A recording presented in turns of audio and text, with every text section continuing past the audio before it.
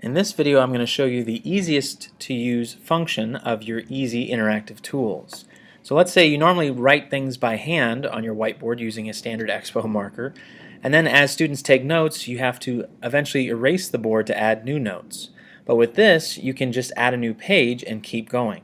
So let's go ahead and launch our easy interactive tools by clicking on the icon. It's going to pop up with your menu on the top and on the side. And then it pulls up this home screen where you can choose other options, but you can just simply close using the red dot.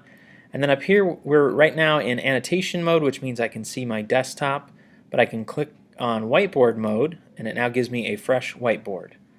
Then I just come over, select the tools, and I can start writing like I would on my regular whiteboard. And notice up here it says 1 out of 1. I can quickly add another page by just clicking up here where it says new page. And I can just keep going with my notes. And then if I need to go back, I would just use these arrows here to go between pages.